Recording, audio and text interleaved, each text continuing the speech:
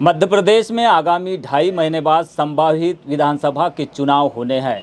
इस चुनाव के मद्देनज़र ही मध्य प्रदेश की भाजपा सरकार ने महिलाओं के लिए लाडली बहना योजना जैसी स्कीम लॉन्च की है, जिसके तहत लगातार पिछले 2 महीने से महिलाओं के खाते में 1000 की राशि जारी हो रही है। लेकिन लांजी क्षेत्र के पूर्व विधायक किशोर समृति की ओर से इस योजना को लेकर सवाल उठाए गए हैं। उन्होंने मुख्य निर्वाचन आयोग नई दिल्ली को एक शिकायत की है और चुनाव संपन्न होने तक इस योजना पर प्रतिबंध लगाने की मांग की है। क्या इसके पीछे का उद्देश्य है, सीधा समझते हैं पूर्व विधायक किशोर समृति जी से। मध्य प्रदेश में 2023 विधानसभा चुनाव है और इलेक्शन कमीशन ऑफ इंडिया की नैतिक जिम्मेदारी है कि इलेक्शन फ्री एंड फेयर हो। लेकिन आपने देखा होगा भी लाडली बहना योजना मुख्यमंत्री ने लागू की हमारे मध्य प्रदेश में 1,000 रुपये महिलाओं को देने का। ये जो योजना है मूल रूप से सरकारी खजाने से वोट खरीदने वाली योजना है और अगर ये योजना रही तो 1,000 रुपये जो महिलाएं लेगी वो दूसरे दल को कैसे वोट देगी, तो फ्री एंड फेयर इलेक्शन कैसे होगा। इससे पहले भी लाडली बहना योजना, मुख्यमंत्री कन्याधन योजना में मुख्यमंत्री ने महिलाओं को ठगने का काम किया और ये योजना भी सिर्फ इलेक्शन वाली योजना है। और मेरा कहना है कि इस योजना का कोई स्वरूप नहीं, किस काम के लिए दे रहे हो, कैसे दे रहे हो, महिला क्या करेगी इस काम से। सरकार तो बोल रही महिला सशक्तिकरण के लिए दे रहे हैं। नहीं, महिला तो महिलाओं को कमज़ोर क्यों बनाया आपने। भाई गाँव में शराब बेच रहे हो आप, महिला उत्पीड़न सबसे ज़्यादा है, महिलाओं से बलात्कार सबसे ज़्यादा है, 30,000 स्थानों में शराब बिक रही, तो 1,000 रुपये देने से क्या होगा। मेरा कहने का मतलब, गांव में आप बिजली महंगी बेच रहे हो, बिजली के बिल 15-15 हज़ार रुपये के आ रहे हैं, 1,000 रुपये देने से क्या होगा। गैस सिलेंडर महंगे, एक गैस सिलेंडर तो आना चाहिए आपके, इससे एक गैस सिलेंडर आ रहा है, तो कौन सा महिला सशक्तिकरण क्या होगा। 1,000 रुपये में क्या होगा, 1,200 में क्या होगा, 1,500 में क्या होगा।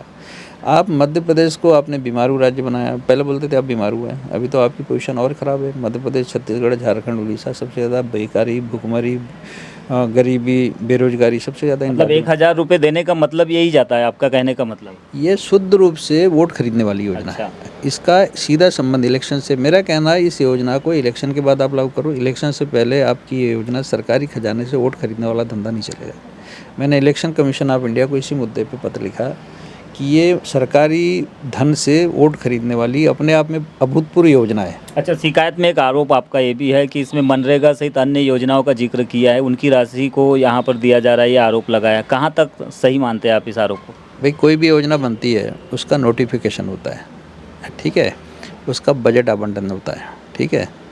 इस योजना के लिए सरकार बताए ना कहाँ से पैसा लाया, कितना बजट हमने जुटाया, कितना पैसा केंद्र देगी, कितना पैसा राज्य सरकार अपने कोष से देगी। तो बोल रही है हम कर्ज ले रहे हैं। नहीं, मेरा कहना आप स्पष्ट करो ना, उसका नोटिफिकेशन जारी करो, योजना का और जो जनता को आप उनके खातों में पैसा दोगे कैसे दोगे, ये तो आपको बताना पड़ेगा ना। मनरेगा में हमारा साफ कहना, मनरेगा के जो मनरेगा आयुक्त है उसके खिलाफ भी मैंने लिखा हूँ कि ये जो मनरेगा का पैसा, मजदूरों का पैसा आप कैसे दे सकते हो। सरकार की, केंद्र सरकार की स्पष्ट पॉलिसी है कि जिस मद का पैसा उसी मद में होगा। महिला सशक्तिकरण की योजना है लाडली बहना योजना। महिला बाल विकास के पास फंड का पता करो, महिला बाल विकास किस लिए पैसा देता है। आपको खिचड़ी बनाने के लिए देता है, आंगनवाड़ियों का वेतन के लिए, सहायिकाओं के वेतन के लिए देता है और आंगनवाड़ियों के रखरखाव के लिए देता है। लाडली बहना योजना के लिए पैसा कहाँ से आएगा, राज्य सरकार ने बनाई है और पैसा कौन सा विभाग चला रहा है, महिला बाल विकास। अच्छा, इस योजना में एक चीज़ ये भी देखने आया है कि जो बैगा कम्युनिटी के लोग हैं जिन्हें पोषण अनुदान की राशि तो दी जा रही है, लेकिन इस योजना से उन्हें लाभ नहीं दिया जा रहा, जबकि वो तो सबसे ज़्यादा ज़रूरतमंद समझ में आ रहा है। इस पर क्या कहेंगे आप।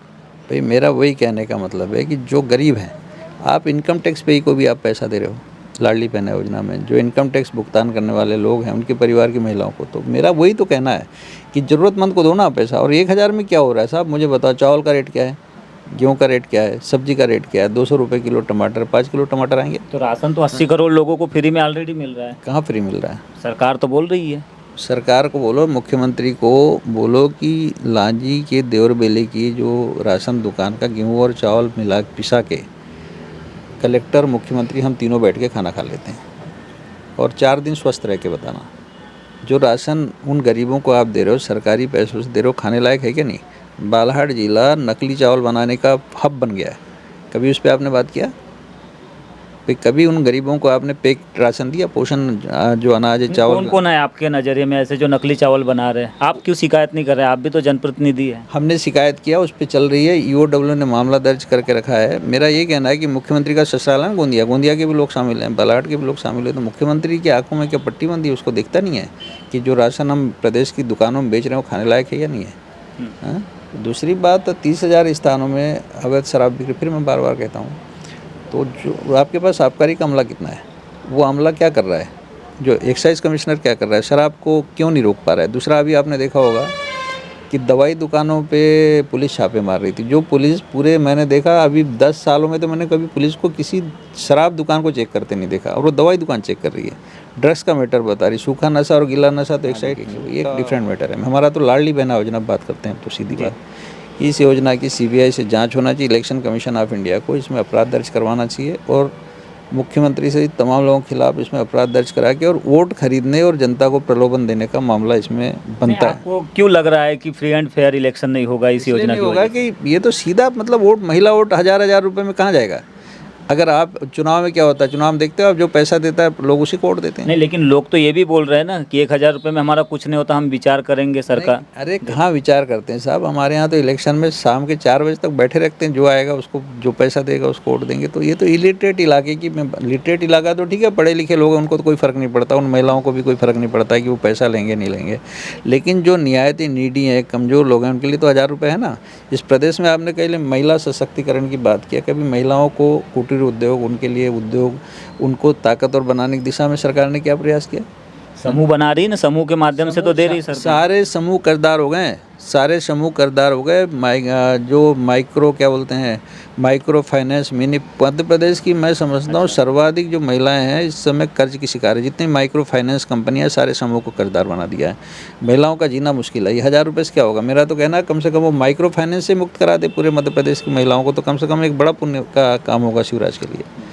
और कमलनाथ बोल रहा है, कमलनाथ भी वही काम करता है जो शिवराज करता है। कमलनाथ, शिवराज ने यहाँ परसवाड़ा में बागेश्वर का पूजा कराया, तो कमलनाथ ने भी अपने बेटे से, लांजी क्षेत्र में तो ज़रूरत से ज़्यादा लोगों ने माइक्रो फाइनेंस कंपनियों से पैसा उठाकर कहीं और लगाया भी है, ये भी एक बात सामने आ रही है। मेरा कहना है यही तो सरकार का फेलवर है।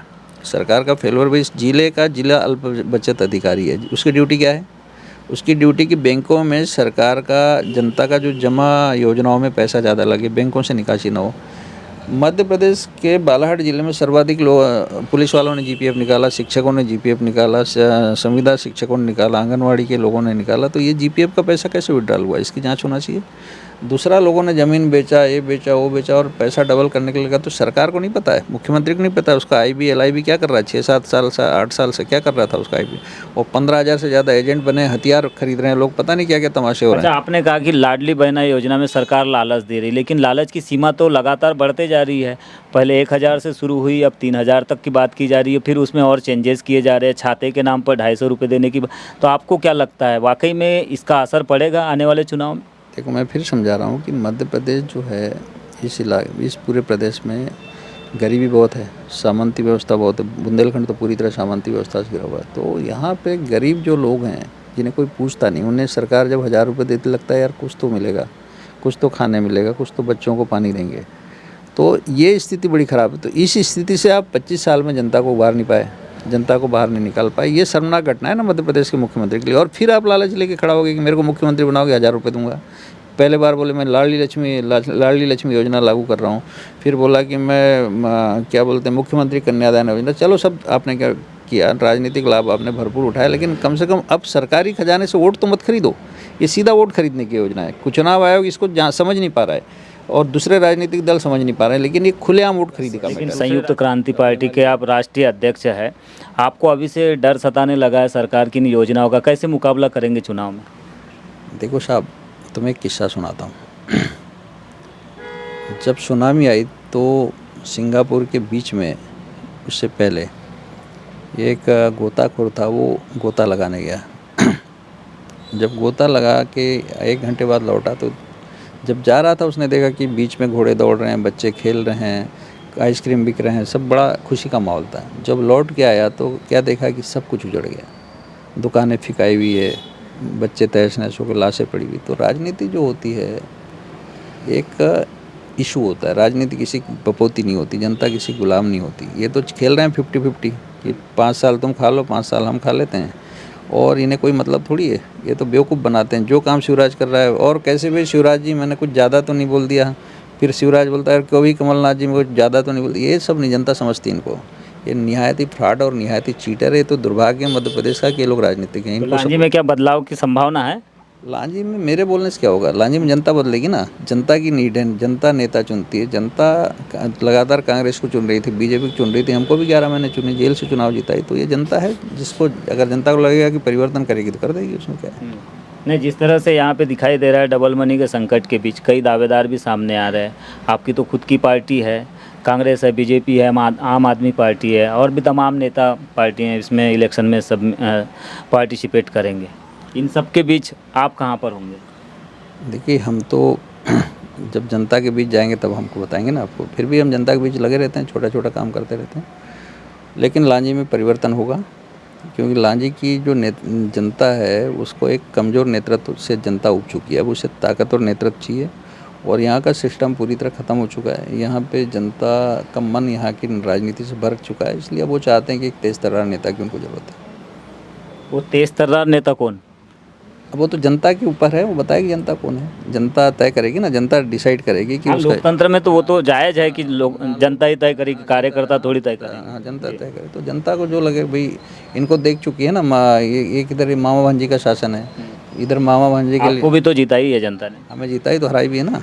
भाई एक बात सुने, हमको जनता ने वो चुनाव जिताई जो मध्य प्रदेश में एक रिकॉर्ड है। वो रिकॉर्ड कोई तोड़ नहीं सकता, 100 बार भी जीतेगा तो किशोर समृद्धि का इलेक्शन जीतना एक अलग बात है और किशोर समृद्धि की फिर कभी भी वापसी हो सकती है। राजनीति में कोई बहुत बड़ी बात थोड़ी है। वापसी की उम्मीद है आपको इस बार? वापसी की नहीं, पूरी उम्मीद है, भरपूर उम्मीद है। अच्छा, भरपूर उम्मीद है। तो क्या मुद्दे होंगे? जो ये नहीं कर पाए वो हमारे मुद्दे होंगे। हमारा मुद्दा है कि हम इस बार अगर चुनाव जीतेंगे तो हम लांजी को जिला बनाएंगे। बालाहाट जिले में हम 3 जिलों की मांग करेंगे, बैहर, वाराणसी, लांजी, और बालाहाट को संभाग बनाएंगे। इसलिए संभाग बनाएंगे कि बालाहाट जिला जो है 9200 वर्ग किलोमीटर का जिला है। हमारे यहाँ पे गोवा संभाग है, गोवा राज्य है 5200 वर्ग किलोमीटर का। सिक्किम हमारे यहाँ पे 7300 वर्ग किलोमीटर का। तो बालाहाट उनसे बड़ा है, 2 राज्यों से बड़ा है। गोवा में आप देखना कि करीब 3 यूनिवर्सिटी है और करीब 32-33 कॉलेज हैं। बालाहाट ज़िले में देखो एक यूनिवर्सिटी नहीं है ना। एक कॉलेज है बालाहाट में, 2-3-4 कॉलेज हैं। कोई इंडस्ट्रियल डेवलपमेंट नहीं है। सर्वाधिक बेरोजगारी है, नक्सलवाद है, गरीबी, भुखमरी, बेरोजगारी। तो इस यहाँ की जातिवादी व्यवस्था ने इस ज़िले को बहुत पीछे कर दिया। इसके बाद छिंदवाड़ा है। छिंदवाड़ा में भी कमलनाथ जी ने कोई बहुत बड़ा डेवलपमेंट नहीं किया है। छिंदवाड़ा में जाके देखता हूँ तो छिंदवाड़ा में पर वो तो विकास मॉडल नहीं, कहाँ का विकास मॉडल? मुझे बताओ ना, कितने इंडस्ट्री है शिवराज भाई। 4 लेन आपने बना लिया चूँकि आपके पास भूतल परिवहन था। दूसरा, जो सावनेर वाला जो बेल्ट है, सावनेर वाले बेल्ट में कुछ जो इंडस्ट्रियल एरिया, जो ग्रोथ सेंटर आपने बनाया उसमें कुछ इंडस्ट्री। हमारे यहाँ तो कुछ भी नहीं है। हमारे यहाँ तो बड़े मज़े की बात बता रहा हूँ कि करीब 35-37 मैग्नीज की खदान है जिनका कैप्टिव लीज है ना। उन सब लोगों को क्या करना चाहिए, अपना पावर प्लांट लगाना चाहिए प्रोसेसिंग। किसी ने प्रोसेसिंग यूनिट नहीं लगाया और मैग्नीज खोद रहे हैं, बेच रहे हैं, मैग्नीज खोद रहे हैं। तो ऐसे ढेर सारी बात। आपने लांजी, बैहर इनको जिला बनाने की बात की। बैहर की जनता लगातार आवाज़ उठा रही है, लेकिन वो आवाज़ को सरकार नहीं सुन रही है। फिर आपकी आवाज़ लांजी जैसे विधानसभा क्षेत्र को या फिर लांजी जैसे बाहुल्य वाले इलाके को क्यों सरकार मानेगी? बैहर की जब मांग पूरी नहीं हो पा रही। बैहर में और किशोर समृद्धि में फ़र्क होना चाहिए, आपको पता है। किशोर समृद्धि किस लेवल की राजनीति करता है मालूम है आपको? किशोर समृद्धि की राजनीति से भारत का कैबिनेट सेक्रेटरी डरता है। मध्य प्रदेश का चीफ सेक्रेटरी तो बच्चा है, समझते हो? तो ये तो भूल जाओ। किशोर समृद्धि है, किशोर समृद्धि है। किशोर समृद्धि जब दिल्ली को हिला सकता है तो बालाहाट मेरे लिए महत्वपूर्ण है कि मेरा जिला आगे होना चाहिए। बैहर में कौन है, लीडरशिप क्या है मुझे बताओ ना। बैहर की लीडरशिप जनता लड़ रही ना, वो तो अरे जिले की मांग कर रही है। कहाँ जनता लड़ रही है? कौन सा चक्का जाम 20-20 दिन का कर दिया? कौन सा बड़ा भारी क्या उसकी तरह मणिपुर जैसे आंदोलन हो गया क्या? देखिए, जब तक आप सड़कों पे नहीं उतरोगे, आप चाहते हो कि मणिपुर जैसे विद्रोह हो बालाघाट में? भाई बिल्कुल सड़कों पे जनता को आना चाहिए। विद्रोह होने की क्या बात है? आप अपनी मांगों के लिए क्या बस लोगों के घर में जाओगे, थानेदार से पैर पड़ोगे, एडीएम से पैर पड़ोगे, कलेक्टर से पैर पड़ोगे? यही राजनीति है पूरे जिले में। चापलूस और बेवकूफ़ लोग इस तरह की राजनीति करेंगे। जब तक आप सड़कों पे नहीं आओगे, जब तक आप आंदोलन नहीं, आप देखो किसान आंदोलन कितने 6-7 महीने किसान रहे, चारों कानून वापस आ गए। CAA NRC आप देखो, जब जनता सड़कों पे आई तो वापस हो गया कानून। तो सरकार कैसे दबती? जन आंदोलन से, जनमत से डरती है। तो आपको अपनी मांगें मनवानी है। पर लीडरशिप को भी तो तय करना पड़ेगा, जनता के लिए मुद्दे हैं। आप लांजी को जिला बनाने की मांग करते हैं, लेकिन जनता के बीच में इस मांग को आप उठा नहीं पा रहे पुरजोर तरीके से। हमारी मांग उठी हुई है, जनता के बीच में क्या होता है हम अपने तरीके से करते हैं, है ना। जनता को मालूम है कि समृद्धि जी क्या करें, हम कई सभाओं में बोल चुके हैं। हमको मालूम है कैसे, जब हम लांजी से एमएलए बने थे 11 महीने में, हमने लांजी को नगर परिषद बनाया था, तो पूरे लांजी के लोगों को थोड़ी बैठक ले लिया था कि भाई चलो भाई हम लांजी को नगर परिषद हमने बना दिया। लांजी को पूर्ण तहसील का दर्जा दिलाया, लांजी में सिविल कोर्ट हमने खुलवाया। लोग बोलते हैं हमने खुलवाया, हमने कहाँ से खुलवा दोगे, एक चिट्ठी बताओ तुमने किया होगा। मध्य प्रदेश में किशोर समृद्धि एक ऐसा एमएलए था, जानते हो, जिसने चीफ सेक्रेटरी के अगेंस्ट 3 बार प्रिविलेज मोशन लाया। रिकॉर्ड है मध्य प्रदेश की विधानसभा में। चीफ सेक्रेटरी यानी मुख्यमंत्री के बाद प्रशासनिक जो प्रमुख होता है सीएस होता है। तो लांजी में जो सारा डेवलपमेंट है वो प्रिविलेज मोशन की वजह से, इनकी वजह से क्या, इनके जैसे कई आते हैं कई जाते हैं।